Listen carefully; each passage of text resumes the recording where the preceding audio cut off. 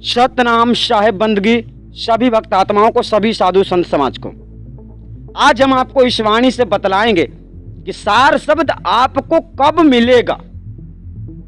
पहली बात तो ये जान लो कि सार शब्द है क्या। सार शब्द बिना अक्षर का शब्द है, वेदी गुरु से 5 सेकंड के अंदर प्राप्त होता है। यहाँ सार शब्द मात्र से आपको मुक्ति नहीं मिल जाती है, इस बात का भी ध्यान रखो। क्यों?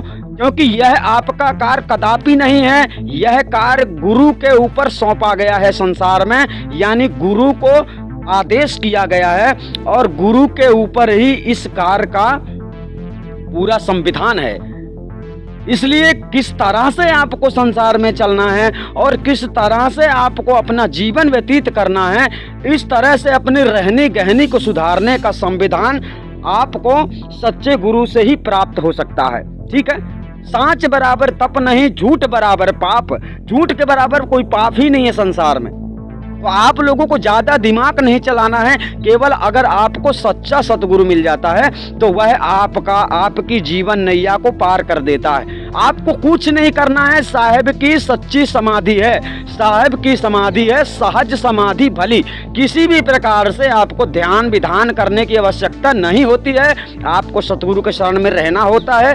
प्रथम वेद में आपको सार शब्द भेदी गुरु लखा देता है और दूसरी बार में आपको 72 घंटे पहले वो भेद देता है, जिससे जीव संसार से मुक्त हो जाता है, अपनी स्थिति अपने लक्ष्य को प्राप्त कर लेता है। ठीक है। यह अच्छी तरह समझना, साहेब ने 2 भेद दिए हैं लेकिन 2 भेद का जिक्र हर जगह पर नहीं किया है।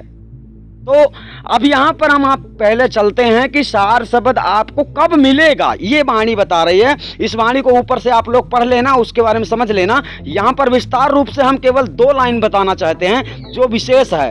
कहाँ है कबीर, हीरा तब पय हो। हीरा की बात जहाँ आती है तो हीरा सार शब्द महाचेतन सतपुरुष परमात्मा की बात है या कि आपके आत्मस्वरूप ज्ञान की बात है। वह हीरा आपको कब मिलेगा, यहाँ पर लिखा है वह हीरा आपको कब प्राप्त होगा, जब सदगुरु मिल जाएं डगरे में।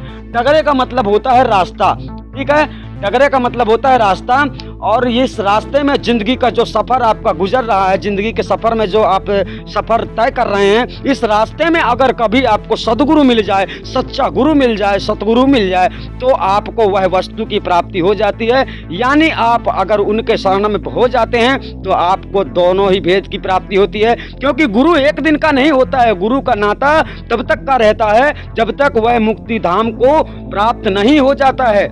इसलिए गुरु 4 दिन के लिए करना है ऐसा मत सोचना, गुरु से ज्ञान भेद लेके छोड़ देना है उसको, ऐसा भी मत सोचना।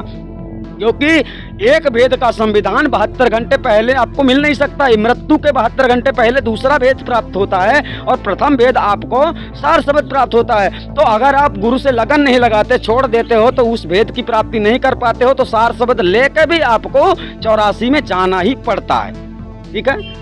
क्योंकि सत्य मार्ग में चलना, साहब कहते हैं, कहाँ कबीर सुनो भाई साधो, आपने क्या साधा है। अगर आपने आज तक झूठ बोलने का त्याग नहीं किया, अगर आपने आज तक सत्य को नहीं साध पाए हो, तो तुम कैसे साधु हो, स्वयं विचार करो और स्वयं समझो। तो आप नहीं साध सकते तो कोई बात नहीं है, लेकिन आपका गुरु अगर साध लिया है, अगर वो सच्चा है, तो उसके आदेश से आपको वहां जाने की इजाजत निश्चित रूप से मिल जाती है। और यही सबसे बड़ी तपस्या है साधु की, कि वो सत्य को ना छोड़े कभी भी। यानी उसके मुख से वो सत्य को बयान करे, सत्य को कबूल करे, सत्य को स्वीकार करे और असत्य का त्याग कर दे।